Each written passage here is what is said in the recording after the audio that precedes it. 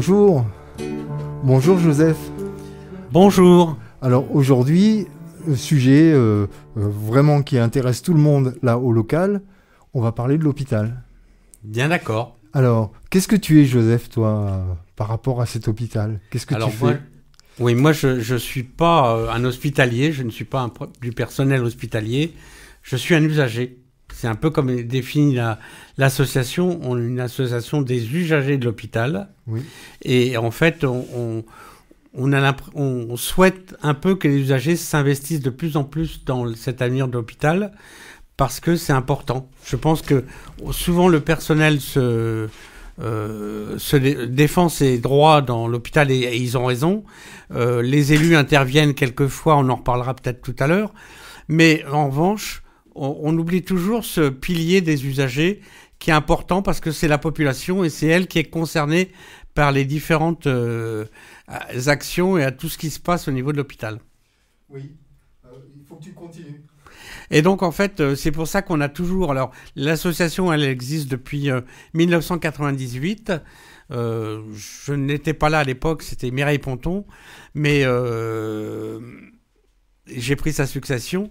Mais en fait, notre principe, c'est de pouvoir défendre plutôt un hôpital qui soit un hôpital de proximité, qui rende des services de proximité à la population au plus près d'où ils habitent. Oui. Alors, c'est vrai qu'il y a plusieurs organismes, à la fois au local et à la fois au national, oui. pour tous ces usagers que nous sommes. Donc, il y a une commission des usagers, hein, tu m'as oui. dit ça. Et puis, il y a une coordination nationale des hôpitaux de proximité. Alors, c'est un peu aussi. différent.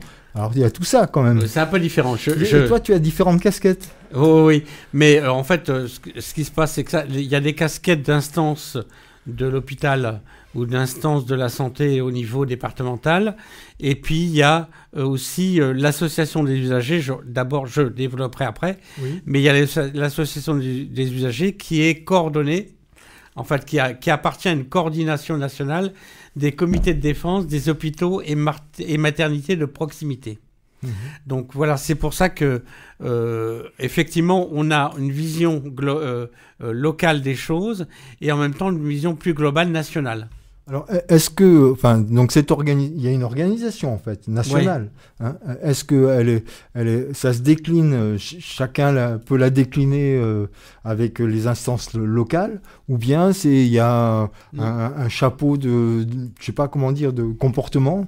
Non, il y a une coordination. La coordination a un conseil d'administration, oui. Mais le principe d'une coordination, ce n'est pas une fédération. Oui. C'est-à-dire que chaque comité est indépendant de la coordination et peut décider des actions qu'il doit mener. Oui. C'est important parce que finalement, on a quelquefois quelques nuances, entre autres dans certains comités sur le 100% sécu, par exemple.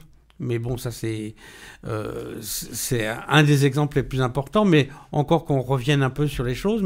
Mais on essaye avec cette coordination de trouver ce qui nous rassemble le plus dans les comités, de façon à ce que, au niveau national, cette coordination, qui est reconnue d'ailleurs, qui est un agrément pour le ministère, oui. Pour avoir des représentants dans les hôpitaux. Donc l'intérêt, c'est d'avoir une correspondance un petit peu de chaque comité, enfin des aides de chaque comité, enfin qui participent à un mouvement plus national. Par exemple, pour cette coordination, on a créé un document qui s'appelle pour un hôpital de proximité, qu'est-ce qu'il faut en particulier?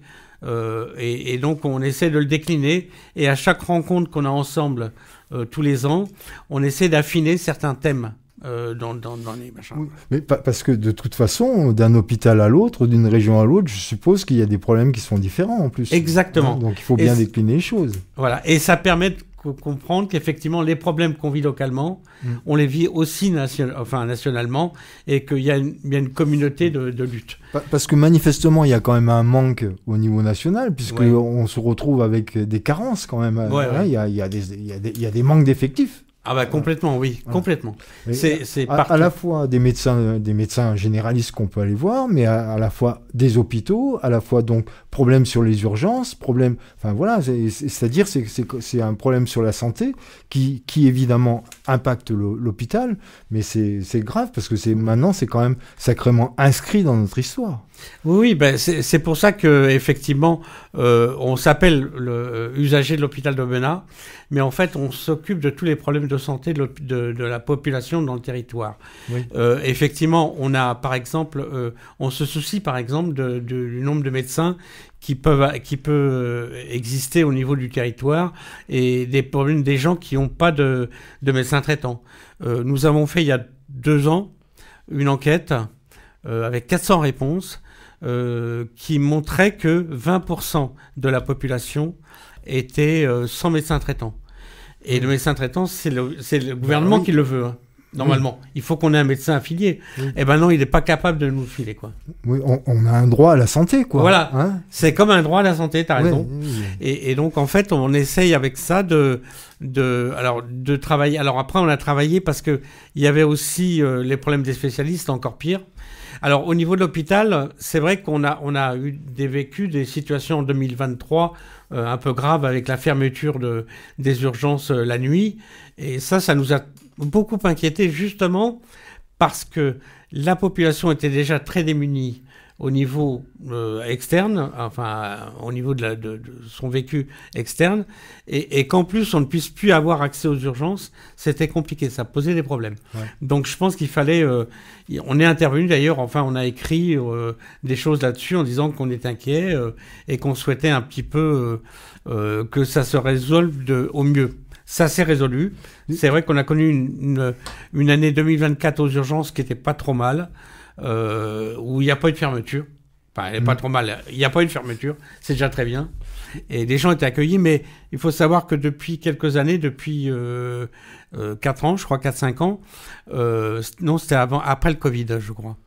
On avait obligation de passer par le 15, alors qu'avant, on y allait directement. Oui, c'est ça. Et ça, c'est encore un frein à la santé, je pense. Bien sûr. Ça, c'est important. Oui, oui. Et tu as l'impression que, enfin, alors je vais te poser cette question-là, tu vas me dire, mais enfin, quand même, comment tu poses tes questions? Est-ce que tu as l'impression que l'association, là, elle a un impact positif, elle est entendue, quoi? Est-ce qu'elle est entendue ou... Elle est écoutée, entendue, je ne sais pas. Mais en tout cas, elle a un poids dans la mesure où elle existe depuis très longtemps, qu'elle a réussi aussi à obtenir des choses, parce que il faut savoir que depuis la création de l'association, enfin sur la vie de l'association, il y a eu plusieurs services qui ont fermé dans l'hôpital, par exemple, la réanimation adulte, d'autres services ont fermé, et on a pesé là-dessus. Et par exemple, il y avait une menace sur une fermeture du service de néonatologie. Ça, c'était quoi, 2012? C'était par là, non? Ouais. Hein 2012, non, même peut-être un après. Peu avant, non, c'était un peu avant le Covid, je crois bien. Juste un peu avant le Covid. Bon Il y avait il y avait eu déjà une alerte. Mais il y avait déjà eu, oui. Mais on avait obtenu, et là-dessus, effectivement, on avait travaillé là-dessus. Ça, c'est quelque chose sur lequel on ne voulait pas céder parce que c'était important pour la population d'avoir un service comme ça. Vous comprenez, un petit bébé qui a quelques jours, être obligé d'aller jusqu'à Saint-Étienne ou à Grenoble quand il y a des gros problèmes, s'il peut être soigné au plus près, et on a les capacités. On sait qu'on a la capacité. Il y a des médecins, il y a même des infirmières qui sont très compétentes. Et je pense que notre idée, c'était de garder cette proximité-là. Et c'est vrai que sur cette histoire de la néonatologie, on n'a jamais cédé et on a toujours réussi à gagner. À chaque fois qu'il y a eu une enquête, enfin, ou un danger que ce service ferme, on s'est mobilisé devant l'hôpital. Il y a eu des milliers de signatures. Des milliers de signatures parce que les gens avaient peur de ça, quoi. Ils pensaient qu'ils avaient un peu peur.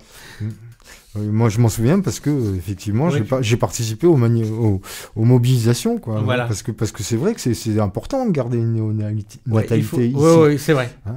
Et par exemple, je m'excuse, je finis par un truc, c'est que la réanimation adulte avait fermé et curieusement, la crise de Covid a montré que c'était nécessaire d'avoir une réanimation à l'hôpital et elle a été réinstallée. Ouais, d'accord. Récemment. Alors, le nouveau directeur de l'hôpital, puisqu'il y a un nouveau directeur, bon, voilà, il communique, et puis il y a les élus aussi, Amran, etc., qui communiquent beaucoup en disant qu'ils font plein de choses. Hein. Ouais. Alors, est-ce que c'est complètement vrai? Bon, on va vous laisser l'apprécier. Hein, on peut toujours communiquer. Ceci dit, on s'aperçoit que la situation depuis plusieurs années n'a pas changé, et que même s'il y a des médecins qui sont recrutés dans l'hôpital, et tant mieux. Ouais. Tant mieux parce que ça permet d'aider un peu à prendre en charge les gens. Ouais. On s'aperçoit qu'en tout cas au niveau libéral, au niveau de la médecine libérale, ça fonctionne, ça s'améliore pas. Il y a de plus en plus de gens qui n'ont pas de médecin traitant. Donc cette enquête dont je parlais tout à l'heure, on en était à 20% de la population qui n'avait pas de médecin traitant. Et c'est plus important qu'au niveau national, par exemple. Et on en reparlera après parce que il y a une proposition de loi qui a été faite et qui travaille sur cette question-là et c'est important. Alors il est dit 22 postes qui ont été 22 médecins qui sont pris, mais alors ces médecins, est-ce qu'ils sont vraiment spécialisés ou est-ce que, alors moi j'ai compris que c'était des généralistes à spécialité. Pour certaines spécialités, pas pour toutes. Ouais. Mais c'est vrai que par exemple en cardiologie, le service a fermé pendant plus d'1 an. Il a rouvert avec un médecin généraliste à option à spécialisation cardiologie, mais c'est pas un vrai médecin cardiologue. Oui, c'est pas un vrai spécialiste. Voilà, hein, voilà. On est bien d'accord. Bon, alors dans les actions que vous avez prévues. Oui. Voilà. Je crois qu'il y a quelque chose cette semaine. Oui. Plus, hein. Donc il y a une conférence gesticulée. D'accord. Alors voilà, c'est ce qu'on souhaitait un petit peu.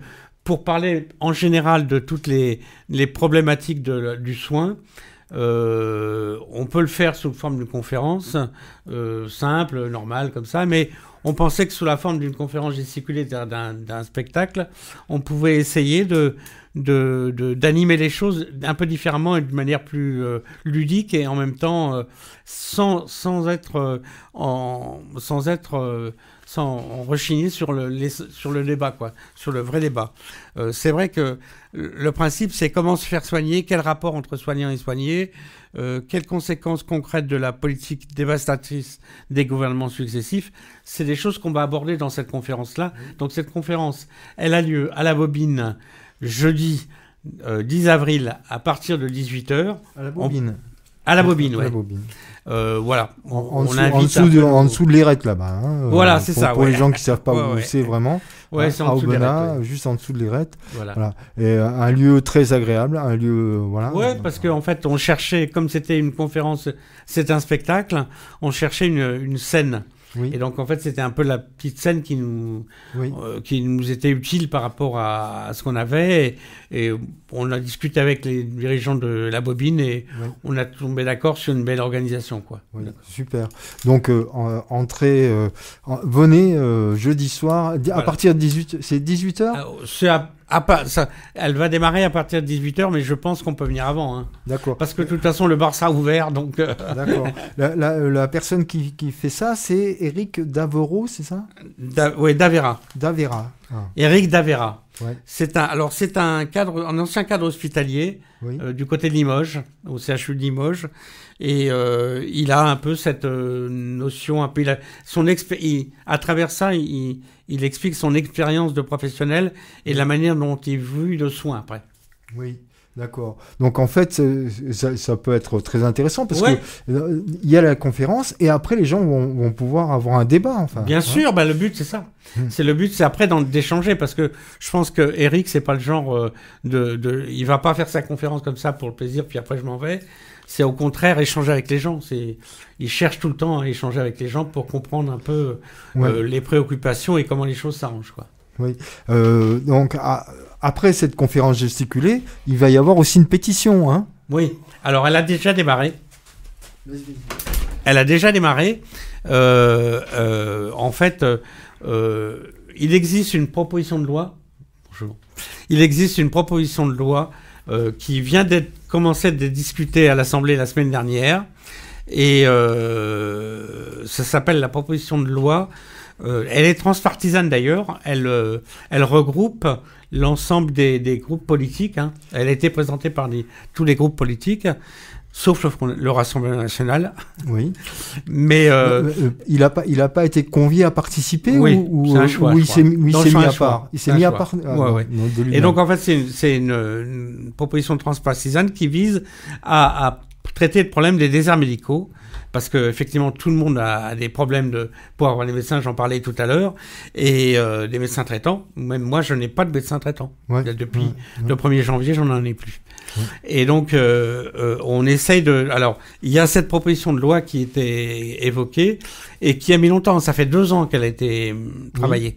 Et donc, elle a été présentée donc, la semaine dernière, au moins dans son article 1. Il y a plusieurs articles.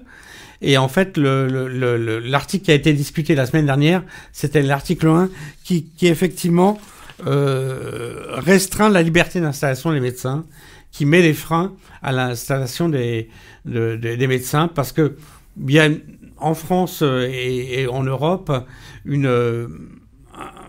un consensus normalement où les médecins doivent pouvoir s'installer où ils veulent. C'est comme ça fait partie de la tradition et de l'histoire. Mais en fait, la situation est tellement délicate pour toute la population. On sait qu'il y a plusieurs millions de personnes qui n'ont pas de médecin traitant. Je crois que c'est 6 millions de personnes qui n'ont pas de médecin traitant au niveau national. Donc, on n'a jamais connu ça. Et 40% en Ardèche.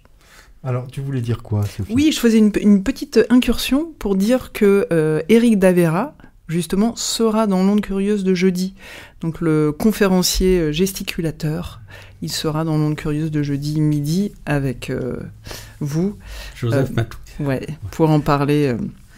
Pour parler de cette conférence. Voilà, d'accord. C'est une incursion. Et donc, en fait, je disais que cette il y a quelque chose que j'ai pas tout à fait compris, Joseph. Alors, je vais donc, en fait, juste attends 2 secondes. Oui. Parce que moi, j'ai commencé par te parler de pétition. Et toi, tu es parti sur cette loi transpartisane. J'en viens. D'accord. Parce que c'est le sujet de cette pétition. D'accord. Cette proposition de loi, donc, qui est venue des députés, hein, c'est pas, même le gouvernement a freiné de tous les cas de fer pour pouvoir, pour qu'elle passe pas. Et en fait, elle visait à travailler sur les questions des déserts médicaux. Donc, pour essayer de développer des propositions pour limiter ces déserts médicaux et favoriser la prise en charge de la population. Donc, c'est restreindre la liberté d'installation.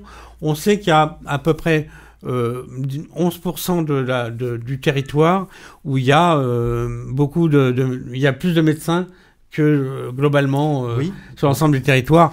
Alors tu m'avais dit que c'était complètement plutôt dans le Midi, quoi. Ouais. C'est plutôt, et pas chez nous, mais vraiment dans le Midi, quoi. Ouais. Donc on a des possibilités. Alors la proposition de loi qui restreint la liberté d'installation, elle demande à ce que les médecins ne s'installent pas dans cette région dite surpeuplée, de façon sauf si un médecin s'en va, enfin il y a des conditions particulières pour que effectivement on régule un peu tout ça et que les médecins qui sortent des études, ils puissent aller ailleurs là où il y en a besoin. Alors évidemment, quand même, notre député de proximité, Brun, est d'accord avec tout ce que tu expliques. Ah, je sais pas s'il est d'accord, mais en tout cas, il l'a pas voté. Ah oui, ça c'est clair. Hein. Il l'a pas voté du tout.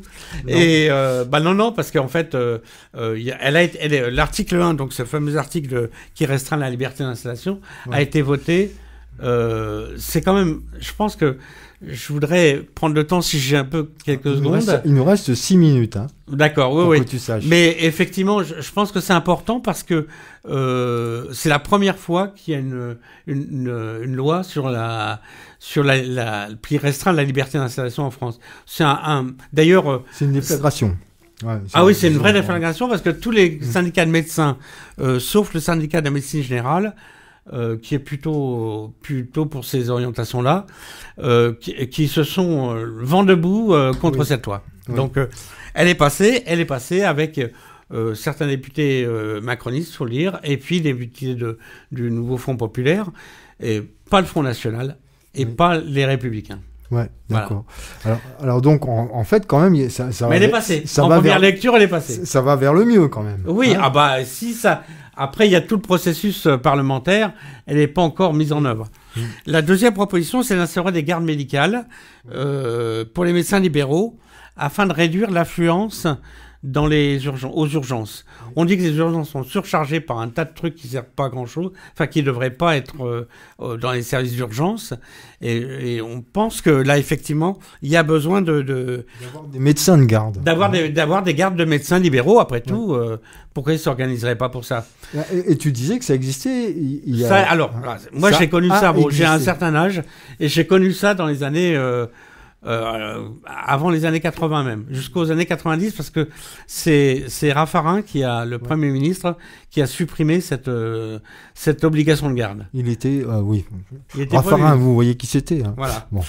Et donc la troisième proposition, c'est de développer des contrats de service public pour les étudiants, de façon à ce qu'on puisse, avec des moyens plus importants, parce que effectivement, il n'y a pas de... il existe des contrats de service public qui ne sont pas assez motivants pour les étudiants, et on propose d'augmenter. Cette loi propose d'augmenter les moyens, donner aux étudiants des allocations d'études, de façon à pouvoir encourager cette forme. Donc, favoriser les études, mais tu vas même plus loin, puisque tu expliquais qu'il y avait une proposition de campus sur notre hôpital. Hein, oui, ça a à voir avec ça. Même si c'est pas dans la loi, mais ça a à voir avec ça. C'était avant la loi, puisque ça fait 2 ans, je crois, qu'il a travaillé au niveau de l'hôpital. C'est intéressant. Moi, je pense que c'est intéressant. Maintenant, ça se discute. Hein. Il y en a qui pensent que c'est pas utile. Mais je pense que ça se discute parce que les études de médecine, ça demande beaucoup d'investissement la première année. Et le fait que les étudiants soient sortis de chez eux pendant la première année, où ils ont beaucoup de choses à accumuler pour le fameux concours de première année, ça pouvait être intéressant de pouvoir les avoir le plus près possible, dans les mêmes conditions que les étudiants à Lyon. Hein. Parce que ce que tu expliques, donc, ces étudiants seraient sur le campus, là. Oui. Le campus qui serait l'hôpital. Hein. Ils sont en train de travailler sur un local au niveau de l'hôpital même. Oui. Hein. Ouais. D'accord. Donc voilà. Et puis après, tu disais qu'il y avait encore une dernière chose. Alors, c'est favoriser les centres de santé. Oui. Parce que je pense que il existe une médecine. La médecine libérale a installé des maisons de santé. D'ailleurs, tu parlais tout à l'heure des élus qui s'en vantent énormément. Sauf que il y a tout un tas on donne beaucoup de moyens pour ces maisons de santé. Et les centres de santé, c'est important parce que... Maisons de santé d'une part, et centres de santé d'autre part. Les centres de santé, c'est différent. Et toi, tu dis que c'est pas la même chose. Hein, voilà. Pas du tout la même chose. Les maisons de santé, ce sont les médecins libéraux qui se mettent ensemble. Oui. Bon, avec la problématique des dépassements d'honoraires qui sont permis. Ah oui. Alors que dans les centres de santé, ce sont des médecins salariés qui n'ont... Il n'y a pas de dépassement d'honoraires. Et en plus, on ne paye que le tiers payant. C'est-à-dire qu'on n'a pas... Oui. Alors que dans une maison de santé, on doit payer toute la consultation. Quoi, hein. Les deux sont aidés par l'État, les maisons de santé et les centres de santé. Mais plus facilement les maisons de santé, malheureusement. Ah oui, voilà, c'était ce que je voulais te faire dire. C'est ce que la région s'en vante énormément. Oui. Alors, le problème, c'est que dans les maisons de santé, ça dépend de la bonne volonté des médecins libéraux. C'est-à-dire que s'ils ont décidé de s'installer ailleurs, et d'ailleurs il y a une concurrence entre les médecins libéraux là-dessus sur les maisons de santé avec les communes absolument effroyable parce que en fait ils marchandent leur venue dans un endroit.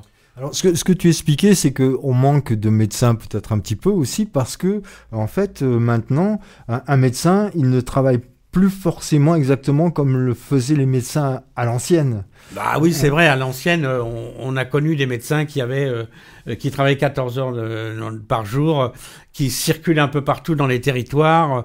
Ils commençaient à 8 heures, ils finissaient à 22 heures, enfin c'est ce qu'ils disaient un peu. Maintenant, je pense que la profession a changé, et c'est pour ça que le salariat est intéressant, parce que maintenant, les nouveaux médecins, ils ont envie de travailler à la fois en groupe, ça c'est important, et en même temps de travailler, de préserver aussi leur vie commune, leur vie personnelle, parce que c'est un métier prenant et alors bon, faut pas le prendre mal ce que je vais dire, mais il est très féminisé et enfin, c'est aussi un des critères qui fait qu'elles ont besoin de la vie de famille et de l'organiser mieux leur vie de famille. Donc tu disais, je sais, c'est un peu. Tu disais c'est 1,6. Oui, il faut 1,6 ouais. 1,6 médecins pour un poste de 1 médecin. Ah oui, fois. oui. Si un médecin s'en va actuellement, on sait, il y a des études qui ont été faites qui montrent qu'il faut pratiquement l'équivalent de 1,6 médecins. Parce qu'en fait, il n'y a pas les mêmes créneaux horaires et que... voilà, ça demande un peu... Alors, quelques secondes seulement, ça va être les 80 ans de la Sécu. Oui. Donc il va y avoir évidemment plein de choses qui vont se passer, voilà. Et puis tu voulais dire aussi que le budget de la sécurité sociale, il n'est pas là, à la hauteur. C'est clair, oui. Ça fait des années, ça fait des années malheureusement qu'il n'est pas au niveau. Mais là, c'est encore pire parce que avec la période d'inflation qu'on a connue dans les 2 ans là, les hôpitaux s'en sortent pas du tout et les taux d'augmentation des budgets qui ont été votés, c'est de l'ordre de 3%, alors que même la Fédération hospitalière de France, qui n'est pas un organisme révolutionnaire, c'est qui regroupe les hôpitaux publics en France, les directions des hôpitaux publics, dit qu'il aurait fallu 7%. Ouais. Et les syndicats aussi disent qu'il fallait 7%. Alors qu'il n'y a que 3%. Alors qu'on est à 3%, 3,6%. Ouais. Voilà. Bon, merci beaucoup, Joseph. Alors, on est obligé de clore. Alors que tu auras encore plein de choses à dire, mais bon. D'accord. À bientôt. Merci bien. À jeudi.